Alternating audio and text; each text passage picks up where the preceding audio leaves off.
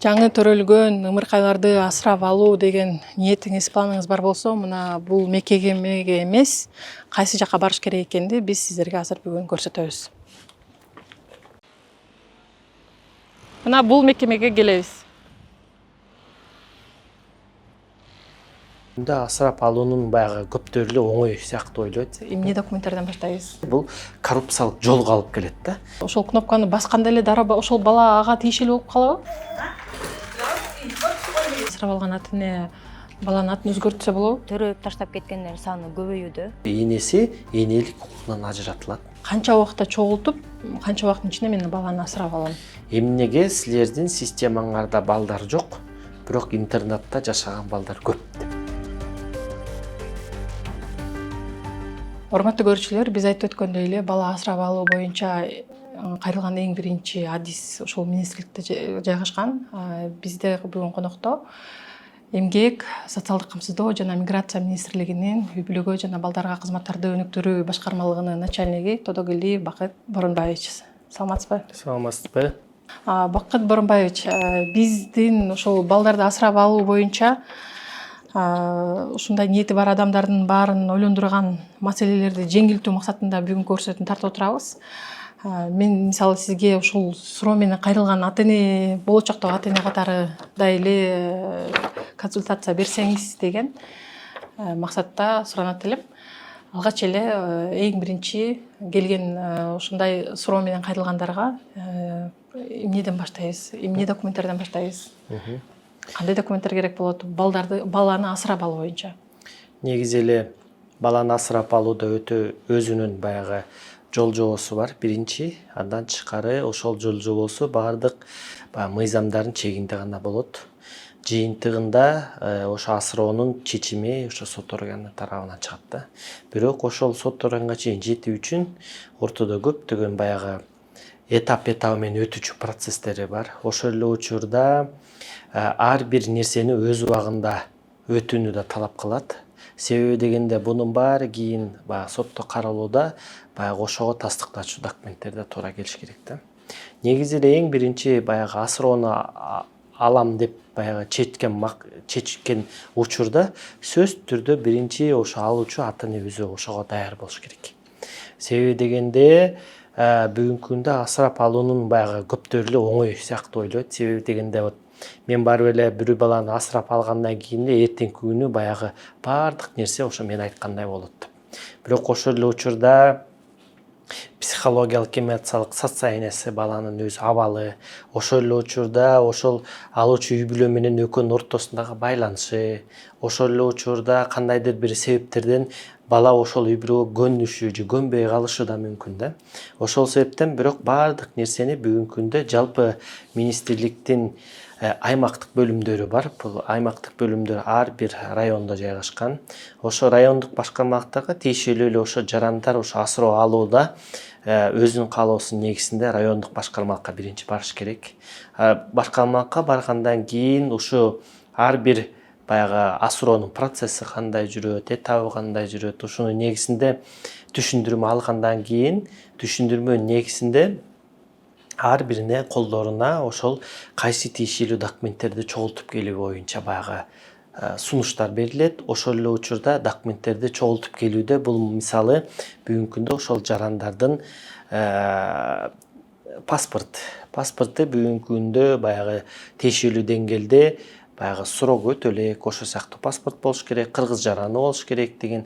Андан тышкары үйүнүн абалы, өзүнүн үй бүлөсүнүн абалы жөнүндө, ошол эле учурда соттолбогон тууралуу справкасы, ошол эле учурда баягы бакымга мүмкүнчүлүгү бар деген, же болбосо мындайча айтканда баягы акым айнасын ала турган, же болбосо кандайдыр бир баягы соодагер болсо патенти, же болбосо ошол эле жанагы тиешелүү свидетельство документтери болуш керек. Ошонун негизинде андан тышкары жашай турган үйүнүн, мисалы недвижимый имущество сыяктуу маалымат болуш керек. Ошол документтерди топтоо менен бирге сөзсүз түрдө медициналык корутунду даярдап чыгарыш керек. Ар бир тиешелүү медициналык мекемеге барып учетто турат турбайт деп баягы тиги ар бир подтверждающий печать менен алыш керек да. Ошо документтердин баары топтоп келгенден кийин ошо райондук башкармалыктын кызматкерлери ошол үй бүлөнү бүгүнкү күндө кандидат болууга, асыроо алууга кандидат болууга деп корутунду даярдайт. Ошо корутунду даярдаганда жанагы документтердин баары талап кылынат. Ошо документтердин негизинде эгер алып келинген документтин кандайдыр бир тиешелүү документтер туура эмес болуп кала турган болсо, же болбосо мөөнөтү өтүп кете турган болсо, сөзсүз түрдө кайда жаңыртып келүүгө тийиш. Ошо документтердин баарын топтоп бергенден кийин ошо жаран бүгүнкү күндө асыроо алуучу кандидат болуп саналат корутунду чыккандан кийин. Ошо корутунду даярдалып чыккандан кийин сөзсүз түрдө ошол ата энесинен көзөмөлсүз калган балдардын мамлекеттик маалымат банкы деген базасы бар. Ошо базага жанакы жаранды каттап, ошол жактан кандидат кылып, баягы эмесин статусун чыгарып берет. Ошо чыгаргандан кийин ар бир ата энеге колуна логин пароль алышат. Ошол логин паролдун негизинде жанакы атап айткан системага кирет. Ар бир тиги алуучу үй бүлө. Бирок бул системаны айырмасы жок. Ошол эле үйүнөн барып кирсе болот, телефон аркылуу кирсе болот. Анан бул системада катталып атканда ошол жарандын өзүнүн талабы болуш керек. Талабы мисалы бүгүнкү күндө мен мисалы жаңы төрөлгөн баладан 2 жашка чейин баланы алам, же болбосо 3 жашка чейин алам. Мен эркек бала алам, кыз бала алам. Ошол эле учурда мисалы кыргыз жараны болуш керек, же орус жараны болуш керек, же бөлөт улуттагы жаран болуш керек да, ошол өздөрүнүн каалоосуна ылайык базага ошо жаранды киргизет. Анан жанакы логин пароль менен кирген учурда ошо база болгону гана ошо талабына ылайык гана көрсөтөт. Мисалы базага кирип атканда жалпы статистика болушу мүмкүн. Мисалы бүгүнкү күндө ушу базада 407 бала катталууда турат. Мисалы ошол 407 баланын санын көрсөтүшү мүмкүн. Анын ичинен канчасы кыз, эркек маалыматын көрүшү мүмкүн. Анын ичинен кайсы улуттагы жаранда канча бала бар экенин көрүшү мүмкүн.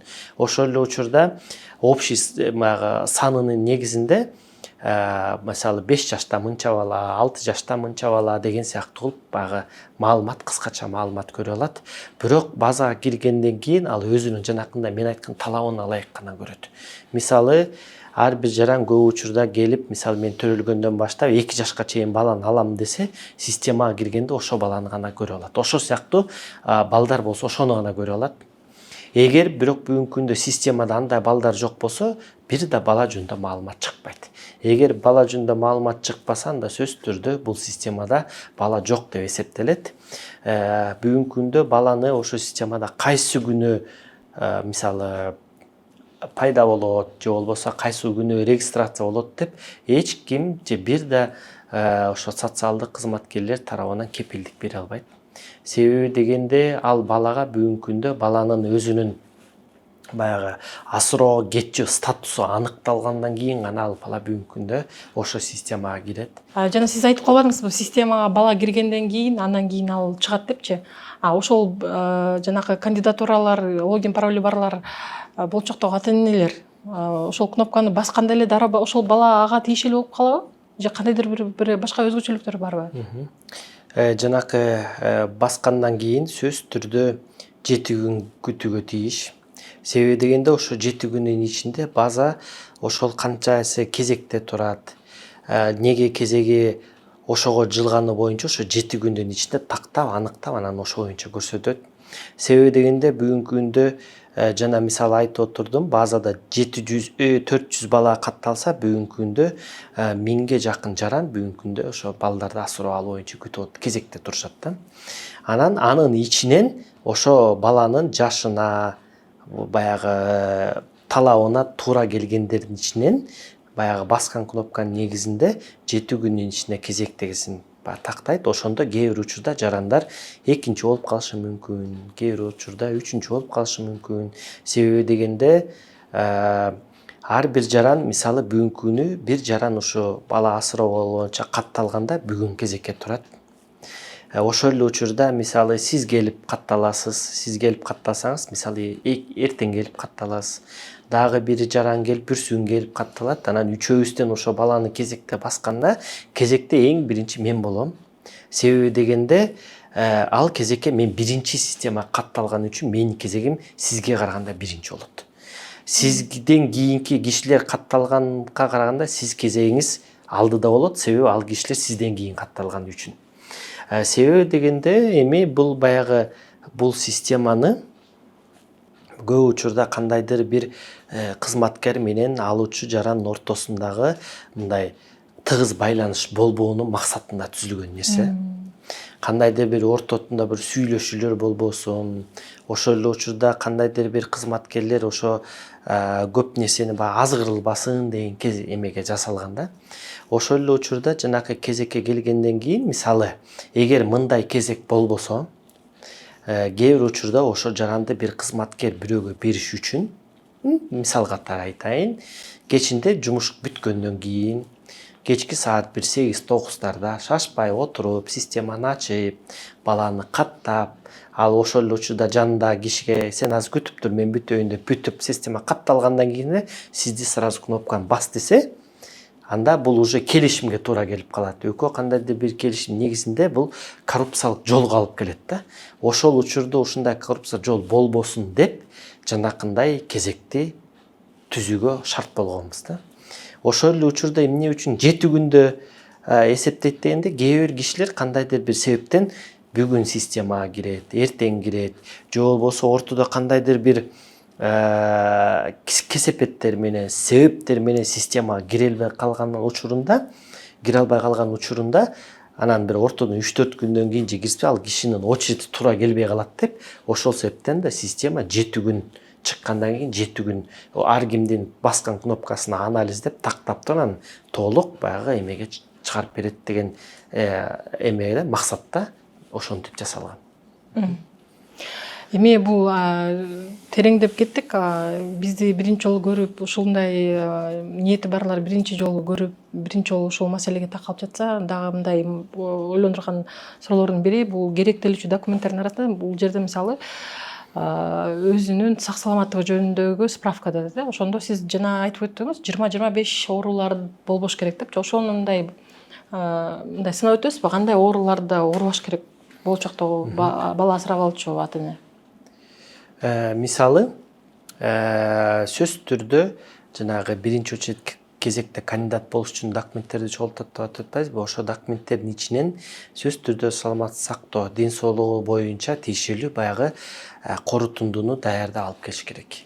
Ал корутундуга мисалы кыскача эле көп учурда мисалы неврологко барыш керек, терапевтке барыш керек, ошо сыяктуу баягы документтерди алып келип, бирок ошол эле учурда баягы жугуштуу оору менен ооруган адамдар да болот. Ошол жугуштуу оорулар менен ооруган адамдар бүгүнкү күндө баланы асыроого алууга мүмкүн эмес. Себеби дегенде ошол оорусунун кесепетинен бул балага да ден соолугуна зыян алып келет деген негизинде бүгүнкү күндө ошо токтом менен бекитилген, токтомго ылайык 25 баягы медициналык көргөзмөсүнүн негизиндеги жарандар бүгүнкү күндө баланы асырап алууга мүмкүн эмес. Мындай жарандар эгер бүгүнкү күндө ошондой баягы диагноз менен алып келе турган болсо, балага асырап алуу боюнча кандидат болууга мүмкүн эмес деген чечим чыгып, чечим негизинде анан түшүндүрмө берилет да. Ал эми мына ошол эле учурда мисалы кээ бир учурда бир кыскача бир мисал катары айта турумса, ачык туберкулез оорусу менен ооруган адам ошо баланы мисалы асырап алууга мүмкүн эмес да. Себеби дегенде баягы үмүтү жакшы, алам дейт, бирок ошол эле учурда жанакысын оорусунун кесепетинен ушу баланын да ден соолугуна зыян алып келип, кийин бул балада кайда баягы дайыма медициналык текшерүүдөн өтүп туруш керек, дайыма көзөмөлдө туруш керек. Ошондой болбоонун максатында да ушундай баягы мыйзам чегинде чектөөлөр киргизилген.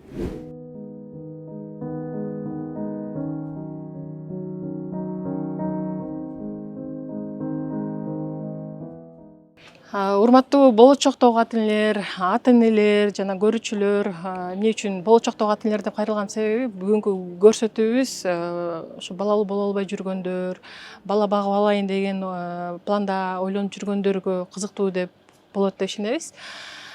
Азыркы биз келген имарат, мекеме бул деген баазы орусча айтып жүрөбүз го, дом молитвок деп, башкача айтканда ымыркайлардын үйү. Өзүнчө толугу каты кандай болот? Балдарды реабилитациялоо жана үй бүлөнүн колдоо борбору.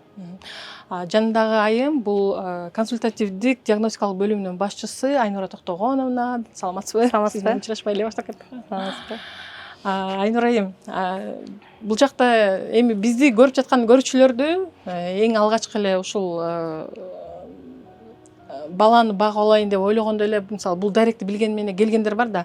Эң алгач эле ошо ата энелер эмнеден башташ керек? Каяка кайрылыш керек? Бул эшикти келип такылдап дарбазаңарды бияка келген тура болобу же тура болбойбу?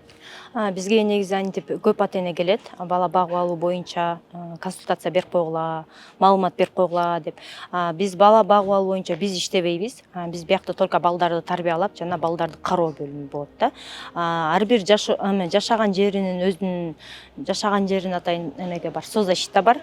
Ошол жактан гана иштешет. Перечиндерди азыр только портал менен 2020-жылдан бери эмеге Минсоцтун порталы иштейт. Ошол портал менен аркылуу гана балдарды багып алууга алышат. Биз иштебейбиз. Биз только карап и багуу. Мурун бул мекеме аябай сырты жабык, киргенге мүмкүнчүлүгү жок болгон имараттардын бири болчу. Азыр бул жакта дагы бир имаратка ата энелер көп келет экен. Бул эмне боюнча айтып кетсеңиз? Бизде биякта реабилитация борбору 2018-жылы трансформация болгондугуна байланыштуу эрте кийлигишүү жана реабилитация бөлүмү ачылган. Бул жакта балдар төрөлгөндөн 7 жашка чейин кабыл алабыз. Биякта өзгөчө муктаждыгы бар балдар бияктан тиги услуга алышып, ата энеси менен келип, кайра кетип турушат. Бардыгы бекер. Мамлекеттик тарабынан. 1 жаштан 7 жашка чейин болгондо бул бөлүмдү айттыңыз, Ал эми бул мекемеде 1 жаштан 4 жашка чейин балдар. Бул жакта биздин транзиттик бөлүмдө төрөлгөндөн 4 жашка чейинки балдар жайгашкан. Эми кирип ичиндегилерди көрсөтүп коесузбу? Бул эмне үчүн көрсөтөгөнүбүз, урматтуу көрүүчүлөр, алдын ала силерден суранат элек, жаман сөздөрдү жазбаңыздар.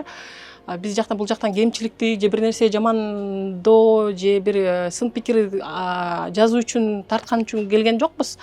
Болгону бул кандайдыр бир ушундай максаты бар, ойлору барлар үчүн видео экскурсияда болсун, маалымат да алсын, мындай жакыныраак билсин деген таризде тартып жатабыз. Жүрүңүздөр, көргөзөйүн.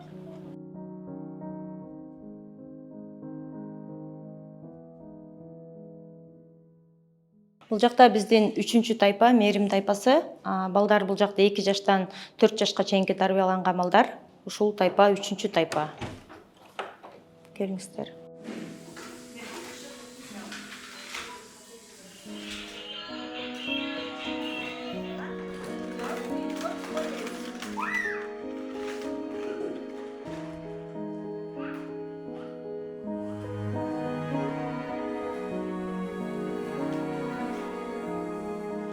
Бул жак биздин ашкана.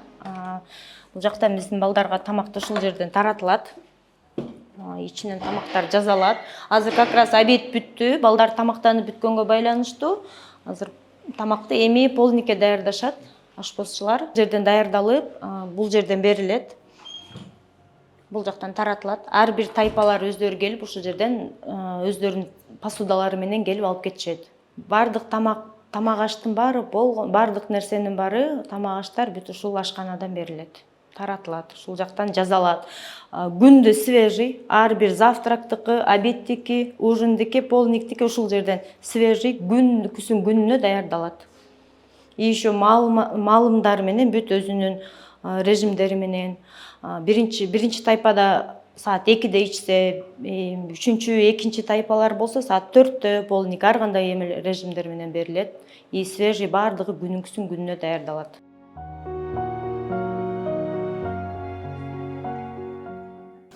Бул боркокторуңар аябай башкача өзгөчөлүк турат экен.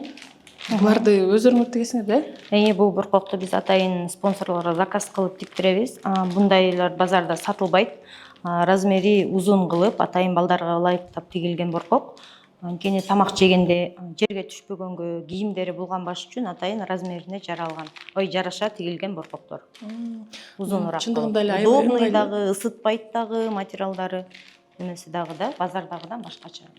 Чындыгында эле аябай ыңгайлуу көрүнүп турат. Менин да 5 балам болуп, мындай ушундай боркок менен колдонуп болуп турбуз. Мындай бир көрүп эле чынында эле аябай ыңгайлуу экен.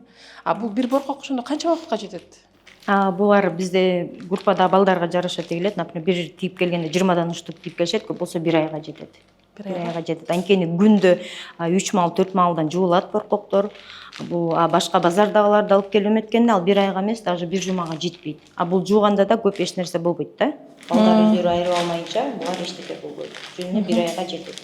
Бир күндө 5 мал жуулат. Чында эле бизди көрүп жаткан апалар көрсө мен менен макул болот болуш керек. Чындыгында эле аябай ыңгайлуу. Боркокторду издеп эле жүрөбүз. Мына эң ыңгайлуу боркокту ушул жерден көрүп жатабыз. Жакшы экен. Биякта биздин биринчи тайпа, ширин тайпасы, төрөлгөндөн 1 жашка чейин балдар тарбияланып келип жатат. Биякта бизде азыркы моментте балдар уктап атат. Бул группада 1 тарбиячы, жардамчысы жана психолог, логопед баары келип жардамдашат. Бир күндө 1 тарбиячы жана жардамчысы иштейт.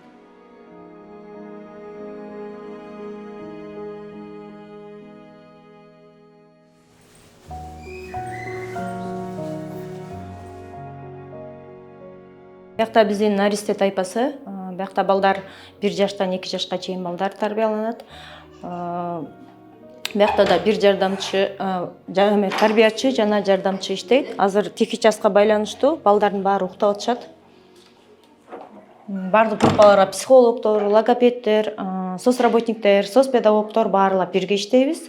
Бардык группага. Ар бир балдарга тамак ашына, тамак бергүгө, жуунтуп тазалантууга баарына биргеликте жардам беребиз, биргеликте иштейбиз баарыбыз.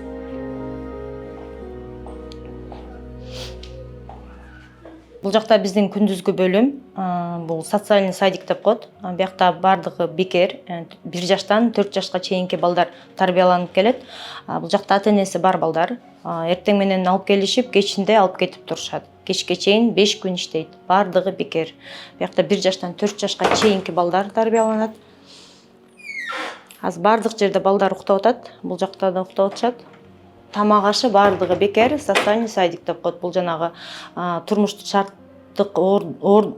оор кырдаалга кабылган үй бүлөдөн келген балдардыкы 6 ай тарбияланат, 6 ай бекер. Ушул керектелүүчү документтердин арасында дагы өзүнүн үй шарты тууралуу. Менин бир биле турган бир окуям бар.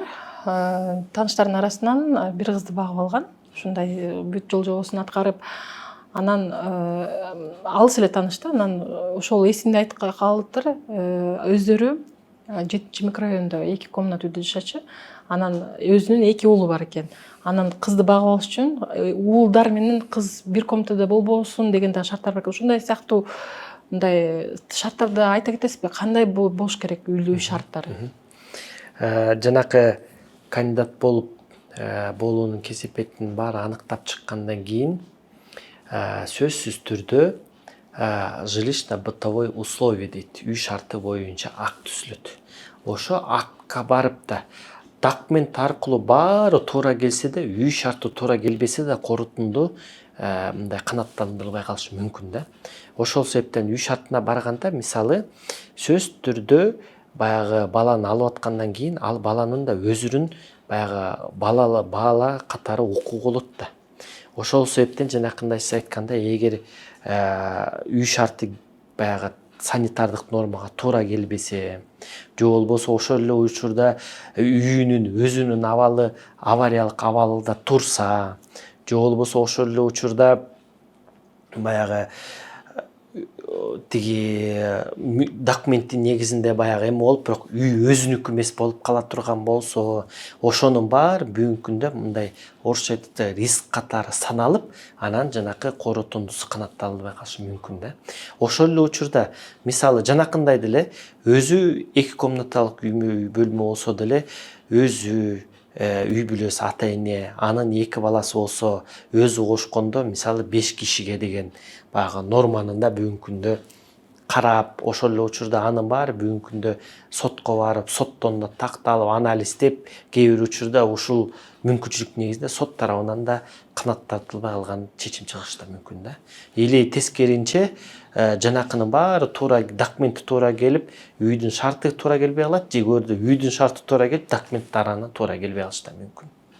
Ошондо мисалы тактап айтканда, эгерде асырап алуучу ата эненин 2 эркек уулу болсо, кыз бала багып алам десе, демек ал балдар менен кыздар өзүнчө бөлөк комнаталарда жайгашуу шарт деген бар, Себеби дегенде мындай да, сөзсүз түрдө эркек бала менен кыз баланын баягы жаткан бөлмөсү бул чоңойгондон кийин өзүнчө болушу тийиш да. Анан бирок ошол эле учурда баары бир жерде боло турган болсо, ошол баланын да бүгүнкү күндө кыз баланын да ошо баягы коопсуздугун кароо максатында да чектөө коюлуп калышы керек мүмкүн да. Ошол себептен бүгүнкү күндө ошонун баары каралып, такталып, анан жанакындай чечим чыгат. Ал эми квадрат метр боюнчачы, мисалы 54 квадрат метрде жашаса, эгер ал үй бүлөгө 3-чү бала кошулуп жатса, канча квадрат метр болуш керек? Бул суроону жөнөкөйлөйтөбүз деген себеби ушул эле суроону көп кишини ойлондурат да. Мисалы мен көп эле ата энелер, көп эле жаш жубайлар мисалы баары эле чоң квадратураларда жашабайт да. Мүмкүн ушул бир шарт бар. Мынча квадрат метр болуш керек деген. Мыйзам чегинде сөзсүз түрдө асыроого алып аткан ата эненин үйдү же бүгүнкү күндө жашап аткан эмеси мынча квадрат метр болуш керек деген чектөө жок. Жанакындай гана баягы мүмкүнчүлүктөрдө гана бүгүнкү күндө каралат. Бирок ошол эле учурда эми баягы мамлекеттик интернат мекемеде жашашат, аякта чектөө бар, бирок жанакындай үй шартта болууда чектөө жок андай. Жанакы сиз системага айтып калдыңыз, жаңы төрөлгөн ымыркайлар кирбейт деп, же киреби? Эми бул мындай да, сөзсүз түрдө биздин мамлекеттик мыйзам ошол эле учурда балдардын жөнүндө Кыргыз Республикасынын кодексинде да бүгүнкү күндө балдардын кызыкчылыгын сактоо, кызыкчылыгын коргоо боюнча ошо биздин министрлик бүгүнкү күндө ыйгарым укуктуу орган болуп саналат. Ошол эле учурда жанакындай баягы эмелер келген учурда тиги жаңы төрөлгөн бала же болбосо ошо жаңы төрөлгөн баланы төрөт үйүнөн энеси тыштап кетем десе, же болбосо жанакындай тиги балаларды бир жерге көчөгө апарып тыштап салса, сөзсүз түрдө бул мыйзам чегинде иш алып барылат да. Мисалы жана деле иш айтып өттүм, эгер көчөдөн табыла турган болсо, жанакындай уголовный иш ачылып, ошол процесстин негизинде жүрөт, бирок ошол убакта бул бала асыроого кетпейт. Себеби дегенде тактоо иштери жүрөт. Жанакындай эле мисалы эгер төрөт үйүнөн калтырып кете турган болсо, биздин мыйзамдарда бүгүнкү күндө жазылганда ар бир бала өзүнүн бир тууганын билүүгө милдеттүү деп. Ошол эле учурда ар бир тиги бир тууганы мындайча айтканда ошол өзү төрөгөн аялдын агасы, иниси, эже, сиңдиси же болбосо ата энеси ушул баланы багам деп өздөрү да баягы эмесин бериш керек. Тиги жообун бериш керек, багам же бакпайм деп. Эгер бүгүнкү күндө ошол туугандары тарабынан жок бул баланы биз албайбыз деп баш тарта турган болсо, анда бул бала ошо жанакы базага кирет. Эми ортодон канча убакыт талап кылынса, мисалы 3 ай, 5 ай, 6 ай талап кылынса, ошол жумуш бүткөндөн кийин анан бул бала базага кирет. Бирок бул бала базага киргенден кийин сөзсүз 6 ай бул бала базада турат, бирок эч кимге бүгүнкү күндө көрсөтүлбөйт. Себеби дегенде системада ушинтип жасалган. Себеби дегенде 6 айдын ичинде энеси тыштап кеткен энеси баланы алам деп өз каалоосу менен чечим менен келсе болот. Анда баланы кайда ошол эмеден жайгаштырылган жеринен кайда колуна берип энесин тарбиялап алып кетиши боюнча көзөмөл жүргүзүлөт кайда да. Эгер ошол 6 айдын ичинде энеси келбейт же такыр эме кылбаса, анда ошо база аркылуу жанакындай асыроо алуучу кандидаттарга сунушталып көрсөтүлө баштайт. Анан ошо тиешелүү кишилер жана базаны айтып өткөндөй басат, ошондой болот да. Жанакындай эле да, базана чыккандан кийин, системаны башкандан кийин кезекте биринчи очередте турган жаранга, үй бүлөгө сөзсүз түрдө база электрондук жолдомо берет. Ал жолдомодо ошо бала кайсы мекемеде жашайт, кайсы багып алуучу же фостердик үй бүлөдө жашайт, же болбосо кайсы мамлекеттик муниципалдык үй бүлө типтеги баягы мекемеде жашайт, ошонун адресин көрсөтүп балага жолдомо берет. Ошо жолдомону алып алып, ошо интернат же жашаган жерине барганда сөзсүз ошо багуучу тараптан, мекеме тарабы болобу же үй бүлө тарабынан сөзсүз түрдө ошол баланы келген кишиге, үй бүлөгө, жаранга көрсөтүү тийиш. Көрсөтүү убактысы 1 ай көрсөтүлөт, 1 ай берилет. Ошо 1 айдын ичинде 1 күн барса болот, күндө барса болот, түшкө чейин бир, түштөн кийин бир барса, айырмасы жок. 1 ай убакыттын ичинде канча жолу кааласа ошо менен бала менен баягы мындайча айтканда контакт түзүүгө барыш керек. Жактырып калат, эгер баягы жашы чоң бала болсо аны менен сүйлөшүп, аны менен баягы ар кандай эме кылып, ошол эле учурда баягы өз каалоосу менен ошо алуучу ата эненин тарабы менен баланы да медициналык мекемеге да кошумча маалымат алыш үчүн көрсөтсө да болот. Бирок, конечно, сөзсүз түрдө ошол интернат мекеме болобу, багып алуучу үй бүлөнүн баягы тиешелүү өкүлдөрүнүн коштоосу негизинде жүргүзүлөт. Анан ошонун негизинде 1 айдын ичинде ошо чечим чыгарыш керек. Мен алам же алуудан баш тартам деп. Эгер бүгүнкү күндө алуудан баш тартам десеңер, анда сөзсүз түрдө социалдык кызматкерлер сиздин арызыңыз негизинде сизди бошотот. Сизди бошоткондон кийин сизден кийинки кезекте турганга кайда жанакындай жолдомо берилет.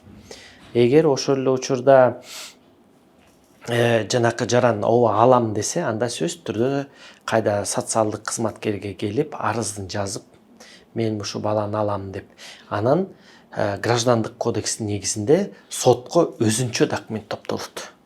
Жанакы документтерге окшош эле документтер топтолот, бирок уже мындайча айтканда жаңыланган документтер топтолот. Ошо документтин баарын анан сотко апарып өткөзөт. Анан соттон чечим чыгат.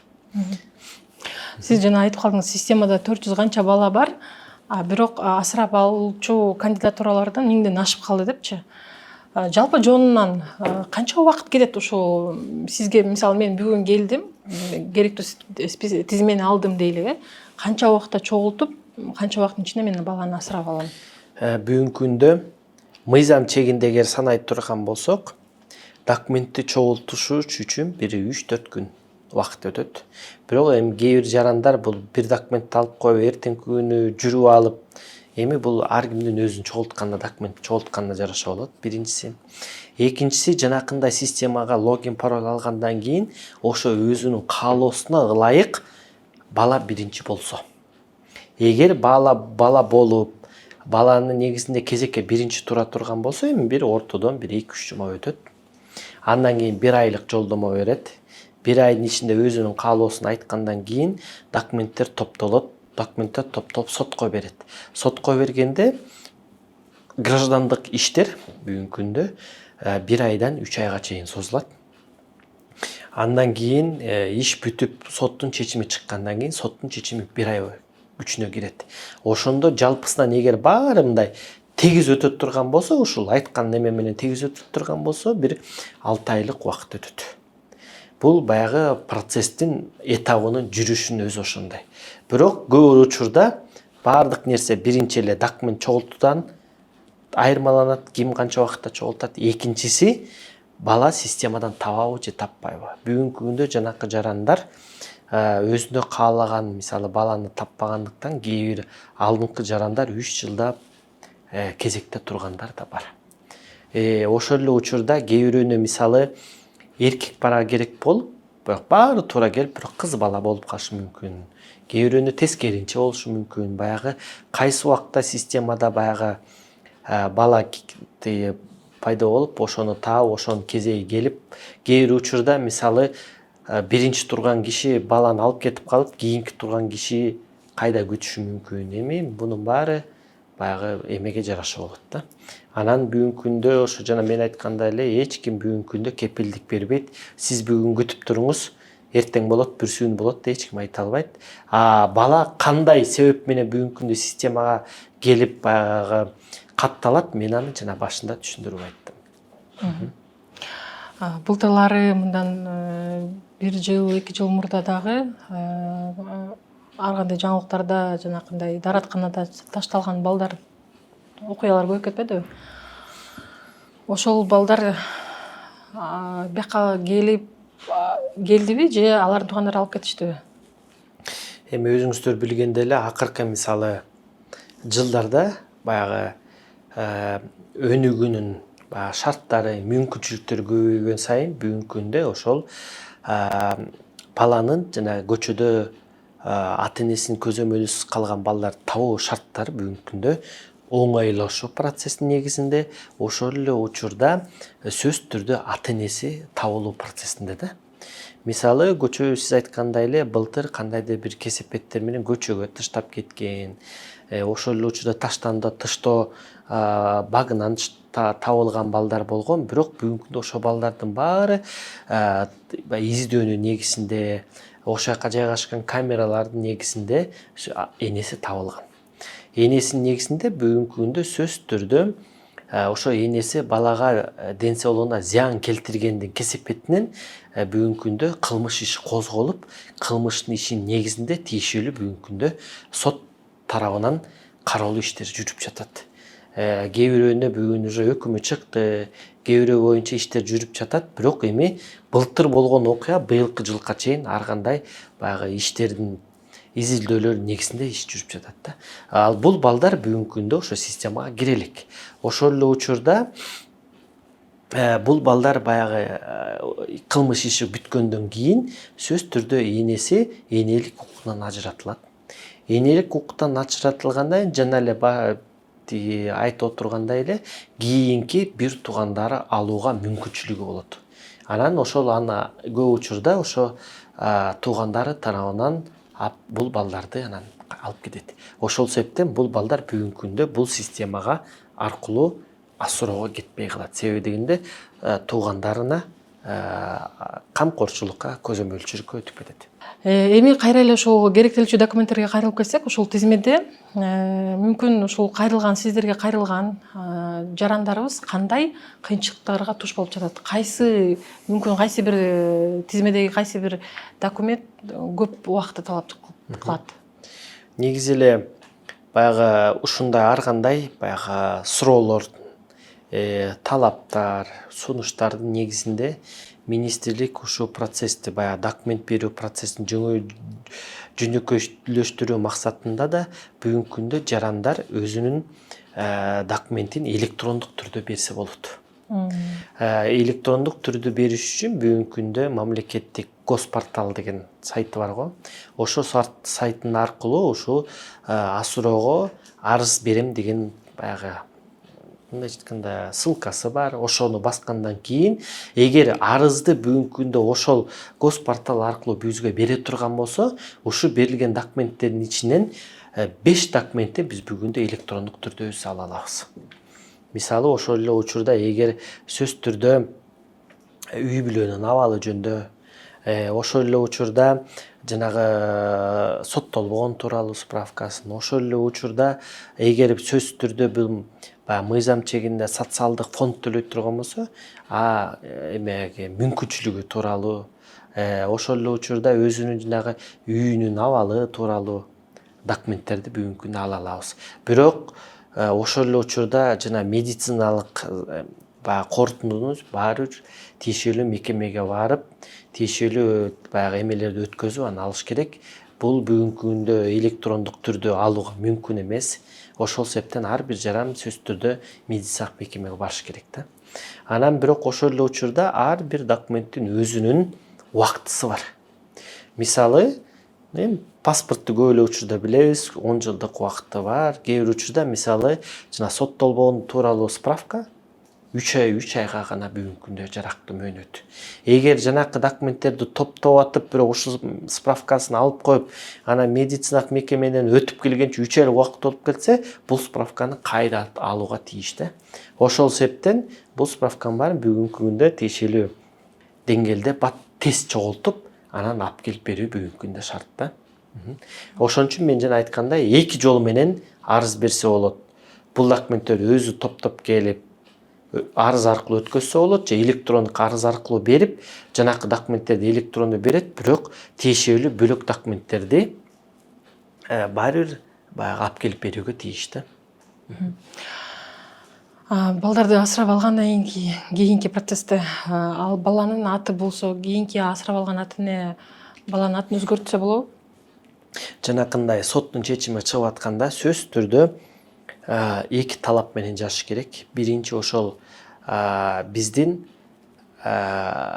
бизге мисалы жаранга ушул баланы асырап алууга уруксат же болбосо деп анан соттун чечими канааттандырылсын деп чыкса, экинчи талап ошол сотко арыз жазатканда баланын туулган туралы куәлүгүндөгү энеси деген жерге мисалы алуучу жарандын атын, атасы деген жерге буну, баланын фамилиясы бул, аты бул, атасы аты бул деп өзгөртүүгө баягы талап кылыш керек сотко.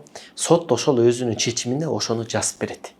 Эгер ошол сыяктуу чечимге жазып бере турган болсо, анда мамлекеттик ЗАГС органдары же болбосо цоңго барып ошол соттун чечими негизинде баланын аты жөнүн өзгөртүп алат, атасы энеси деген жердин баарын өзгөртүп алса болот. Мыйзам чегинде бул мыйзам жол берет буга. Бирок ошол эле учурда баланын туулган күнү, баланын идентификационный номери жана ННДС бул ошол ойдон калат. Жанакы мүмкүнчүлүктөр сотко чейин жабык типте бул сот органдары жүргүзүлөт. Сотко чейин энеси, эгер өзүнүн биологиялык энеси мен өзүм балам болчу алып кетем десе, тиешелүү мамлекеттик органдарга документти тапшырып, корутундун негизинде баласын алып кете алат. Бирок сот процессине соттун өкүмү чыккан күндөн тартып бул тайный деп коет асыроо. Ошонун негизинде кимге асыроого кеткен, каяка кеткен боюнча маалымат эч кимге берилбейт. Андан кийин өзүнүн энеси да келип мен баланы алам десе, бул бала асыроого кеткен деп эч кандай мындан ары маалымат да берилбейт. Маалымат жабык түрдө болот. Кандайдыр бир эме болбойт да. Анан бул баягы асыроодон кийинки бул документтердин баары өзүнчө бөлөк документтерге караганда, мындай бөлөк документтерге караганда жалпы эмес, өзүнчө сакталат, өзүнчө эметилет, жабык типте сакталат. Анан бул жаран, мисалы бала өзү кийин 18ге толгондон кийин мен биологиялык энем ким экен, атам ким экен билүүм деп өзүнүн кызыгынын негизинде, арыздын негизинде анда ошол архивден документти көтөрө алса болот. Бирок бул бала өзү гана кыла алат. Ошол эле учурда кызыктар тараптан бирөө келип, тууган кошунасы келип эметсе, эч кимге маалымат берилбейт. Айнур айым, сиз бул жакта канча жыл болду иштегениңизге? Мен бул жакта иштегениме 7 жыл болду. 7 жыл болуп калды. Ошо 7 жылдан бери өзүңүз мындай статистиканы байкап калсаңыз керек, канча бала келип кетип турат? Канча бала дегеле азыр эми мисалы төрөлгөндөн баштап умуркайлар болуп атпайбы? Ошондо канча дагы эле төрөп таштагандардын саны көбөйүп бартабы же азайып бартабы дегендей. Бизде бул мен 3 жылдык аралыкты алсам, 3 жылдын ичинде 347 бала келип түшкөн, төрөлгөндөн 4 жашка чейинки балдар. Бизде бул төрөп таштап кеткендердин саны көбөйүүдө. Таштап кетишет, болбосо баш тартуудан, баласынан баш тарткан, же болбосо убактылуу таштаган, алардын сандары аябай көбөйүүдө. Бул 2 жылдын аралыгын алганда саны өсүүдө. Ама убактылуу таштап кеткен боюнча кеңирээк айтып берсеңиз, кандайча убактылуу таштап кетет? Бул баягы турмуш шарты оор кырдаалга кабылган үй бүлөлөр пока убактылуу 6 айга таштап турушат. 6 айдын ичинде баягы жумуштарын таап, иштеп, квартирага чыгып, бир аз акча топтоп алып, анан балдарын алып кетишет. Бирок балдарына келип, ата энеси жолугуп, келип көрүп турушат. Эми бул умуркайлар үйүнүн муктаждыктарына кайрылып келсек, кандай муктаждык, кандай биздин элдер, бизди көрүп жаткан ишкерлер, мисалы кандай өзүнүн чын дилинен, чын көңүлүнөн кандай жардамдарды берсе болот?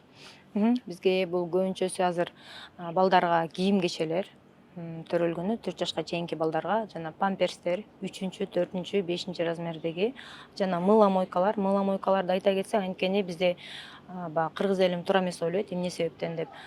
Бизде ар бир тайпада күндө азыр балдарга тамак берген сайын уборка болот, күндө 5 маалдан болот. Ошонун бардыгына мыла-мойка кетет жана эмелердики продуктылардан сухофрукты, жайкы ысыкта компотту көп кылып беребиз. Бир аз жетишпегендигибиз ошолор. Демек кийимде оюнчуктар, оюнчуктар да балдарга пособия, бизде логопедтер, психологдор, эмеге воспитательдер, бул тарбиячылар баары сабак өтүшөт балдарга. Ар бир эмес күн сайын өтүшөт, ошондуктан балдарга пособия керек болот. Биз өкмөт тараптан берилген тамак аштан бөлөк мисалы таттууларды дагы алып келсе болобу? Тамак аш өкмөт тараптан продуктлары берилет, ошо тамак аштары жана эмеси лекарстволоруна берилет, дары дармектерге. Мисалы шириндиктерди алып келсе, Азыр биздин балдарга банан, алма, груша болот, мармелад, чтоб катуу болбош үчүн балдар какабаш үчүн шоколадный печеньелер болбойт. Мындай печенье алып келсе болот, жана топлёное молоко, без шоколада, без сахара.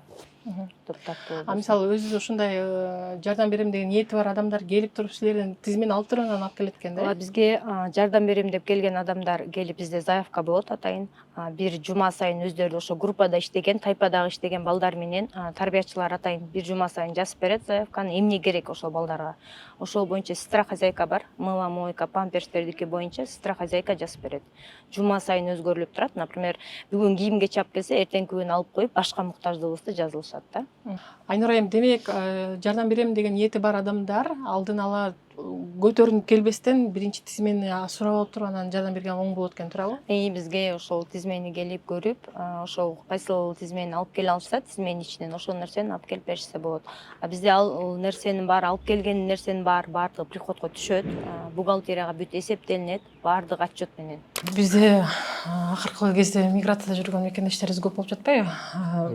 Москвадан жыл сайынбы билбейм канча убакта дагы биздин кыргыздар төрөп таштап кеткен, балдар да келип жаткан жаңылыктарды окуп жатабыз.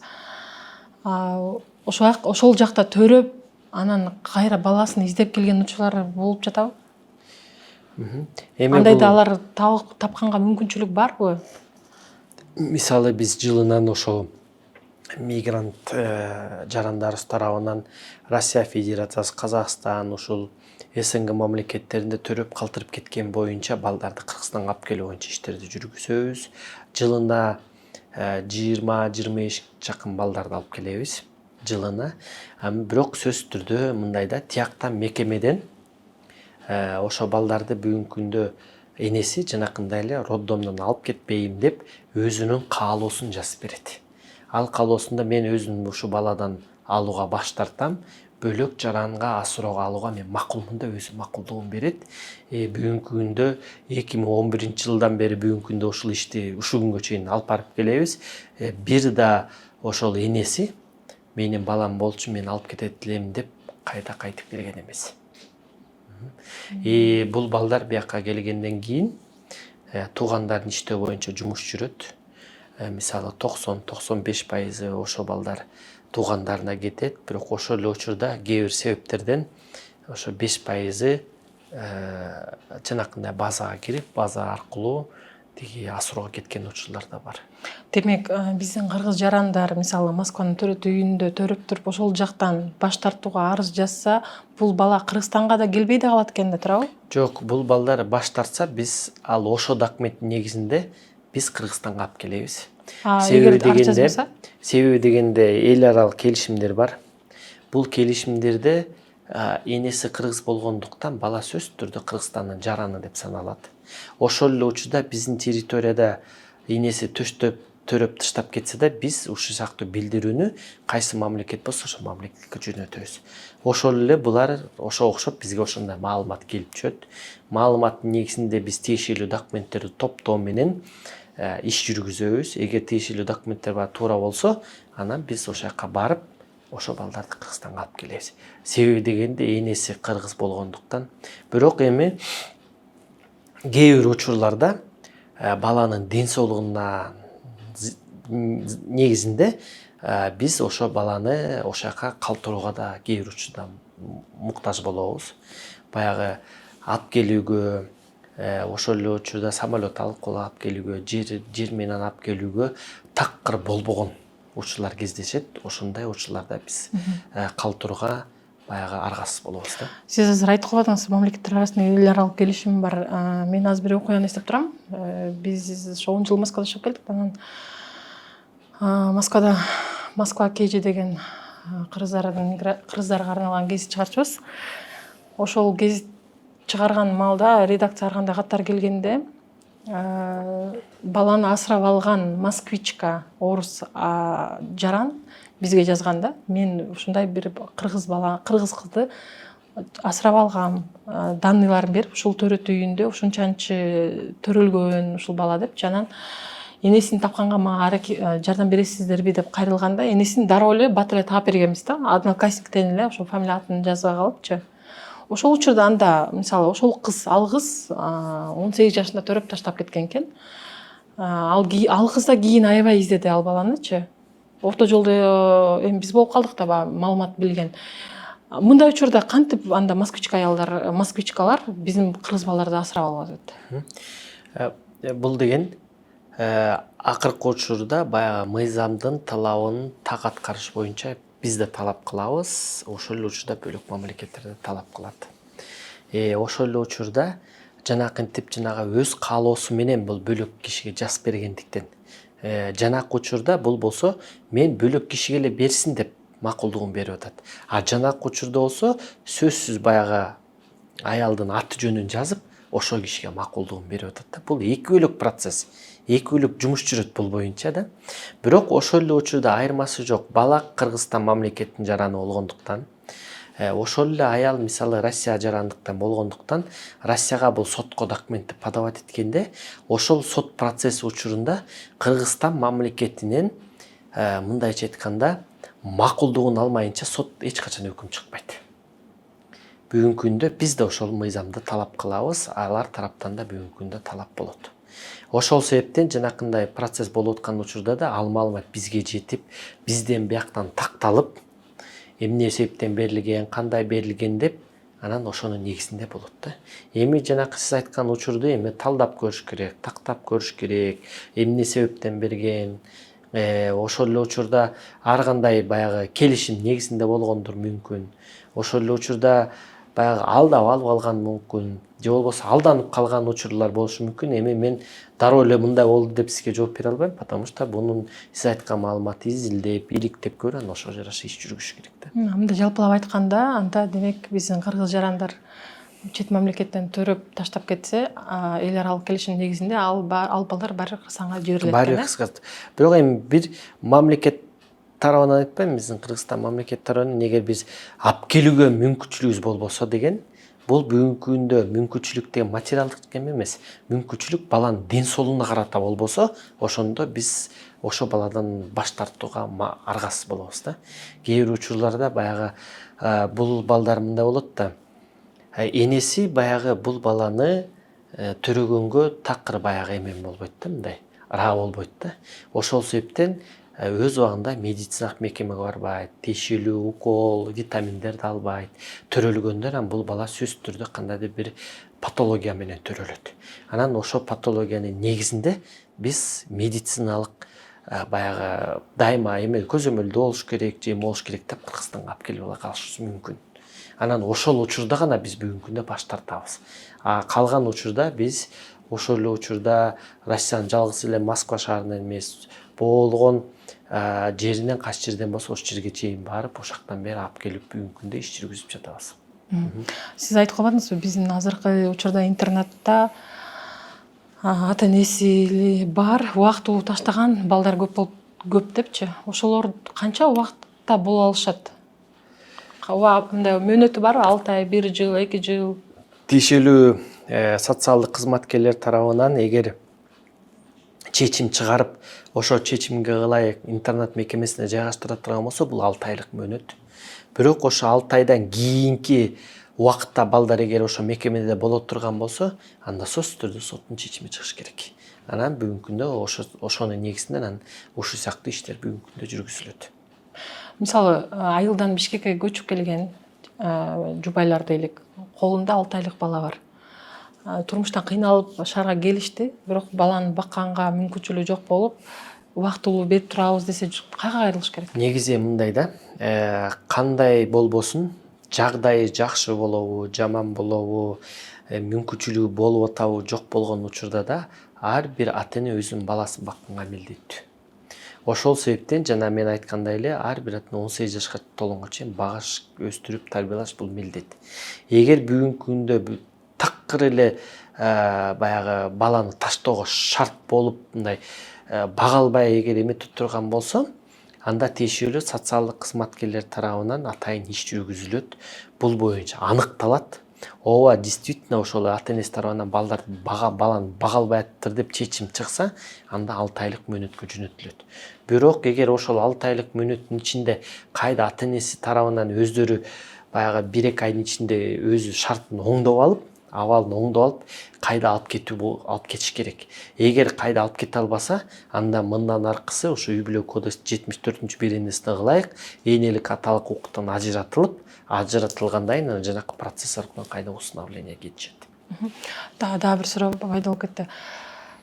Турмушка чыга элек кыздар же болбосо үйлөнө элек мырзалар балага асыралганга мүмкүнчүлүк болобу? Негизи мыйзам жол берет. Бирок ошол эле учурда бөлөк баягы тиешелүү нормаларга туура келиш керек да. Мисалы, ар бир жарандын бала алган мүмкүнчүлүгү болуш керек. Бирок ошол эле учурда эгер кенедей баланы алса, ал бала эгер же ошол аял киши иштей турган болсо, сөзсүз түрдө эмгек кодексинин негизинде 3 жылдык декреттик отпуска чыгууга шарт. Себеби дегенде ошол баланы тарбиялаш керек. Эгер бүгүнкү күндө ошондой декреттик отпуска чыга турган болсо, ошол бала менен ошол кызды же ким багат деген бүгүн суроо болот да.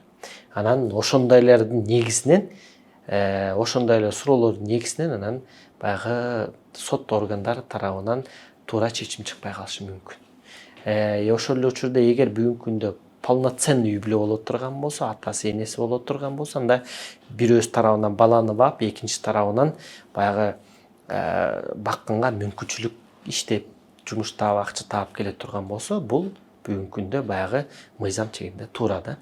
Себеби дегенде балдар жөнүндө кодекс же үй бүлө жөнүндө кодекс же ошол эле башка мыйзам конституцияда да ар бир ата эне өзүнүн баласын 18 жашка толуп чыкканга чейин бакканга, өстүрүп, тарбиялаганга милдеттүү деп турат.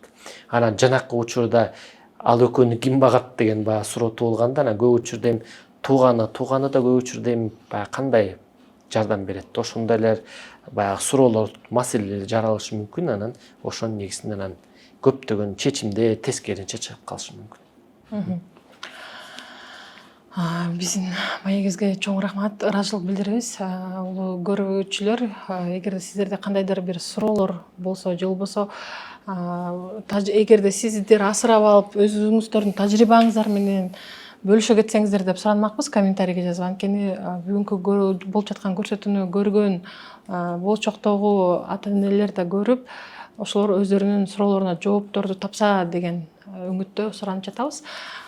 Сиздин мүмкүн ушул бала асырап алам деген ата энелерге кандайдыр бир айта турган сөздөрүңүз барбы? Мүмкүн аябай көп иш практикаңызда кайрылган бир суроолор болобу? Ошолор жөнүндө да айтып кетсеңиз жакшы эле. Негизи эле биринчи очередь баягы асыроо алам деген баягы жарандар же үй бүлөлүгү өзүнүн баягы мээнети менен алыш керек. Себеби дегенде биздин бүгүнкү күндө практикабызда баягы орусча айтканда корыстных целях алгандар көп. Кандайдыр бир шартты оңдоп алыш үчүн же болбосо кээ бир учурда болот баягы 5 баласы болуп, 6-чы бала кылып асырап алып, анан эне даңкын алган учурлар кездешет. Анан бирок ошо эне даңкын алгандан кийин кайда бул асырап алган баласын кайда баш тартып коет. Ошондой учурларда кездешет. Ошондой болбошун максатында мен баардык баягы жарандарга асыроо алчу жарандарга кайрылат дейм. Баягы өзүнүн каалоосун анан баягы эмесин коюп каалап тилесе, сөзсүз түрдө ушул баланы асырап алат деген үмүттөмүн. Алгандан кийин анан баягы энелик аталык мээримди берүү кайда эле сөзсүз түрдө да. Ошол эле учурда баягы көрсөтүлгөн мыйзам чегинде көрсөтүлгөн талаптар же болбосо жанакындай сөзсүз түрдөгү документтерди чогултуу бул биринчи очередь баягы эмеден эмес да. жөн эле берилбейт. Себеби дегенде мамлекет берип атканда ошо кепилдик алып туруп бериш керек. Анан бүгүнкү күндө жанакы документтер, мүмкүнчүлүктөр бар, ошо кепилдикке жараша болот да. Эгер кандайдыр бир баягы асыроо боюнча эгер суроолору болсо, кээ бир учурларда кандайдыр бир суроолоруна толук түшүндүрүү ала албай атса, эгер биздин министрликтин мисалы арыз аркылуу кайрылса болот, же болбосо кандайдыр бир министрликтин баягы социалдык баракчаларына калтырып койсо болот өзүнүн суроосун, же болбосо тиешелүү райондук башкармакка барып бул боюнча түшүндүрмө, өзү боюнча түшүндүрмө алса болот да. Анан бирок мындай да, эми бул баягы элге айтып атам, бирок көп учурда келет. Эмнеге силердин системаңарда балдар жок, бирок интернатта жашаган балдар көп деп. Бүгүнкү күндө айтып өтөт элем, жалпы республика боюнча 137 интернат мекемеси бар. Бул балдарга эле гана тиешелүү. Ошо 137 интернат мекемесинен 990 бала жашайт. Ошол 990 баланын ичинен бүгүнкү күндө 5 гана пайызы бул ошол жетим же болбосо ата энесинин көзөмөлсүз гана калган балдар. Ошол бүгүнкү күндө 5% бала ошол жанакы биздин базада отурган балдар. Калган бүгүнкү күндөгү интернатта жашап жаткан балдардын же болбосо 2 ата энесинин 1 ата энеси бар, же болбосо ошол эле учурда ошо балдар боюнча тиешелүү иштер жүрүп жаткан гана учур болот да. Анан ошол эле учурда ошо 9900 бала деп айтып атсам, ал балдардын бүгүнкү күндө 6000 же болбосо 60% бул болсо жана мүмкүнчүлүгү чектелген же болбосо специализированный школа-интернаттарда жайгашкан балдар. Жанакындайса аз илдер, дүлөйлөр болгон интернат мекемелеринде бул бүгүнкү күндө ата энеси бар ал балдардын баары. Ошол эле ошо мектепке баягы билим алуу максатында ошо мекемеге жайгашып, анан мекемеден бүгүнкү күндө билим алып тарбияланып келет. Анан жанакында калган 40%-ын ичинен анан 5% бүгүнкү күндө жанагы эмеде жашаса, ошо балдар боюнча бүгүнкү күндө мамлекет тарабынан тиешелүү иштер жүрүп жаткан кези же болбосо учурлар болот да.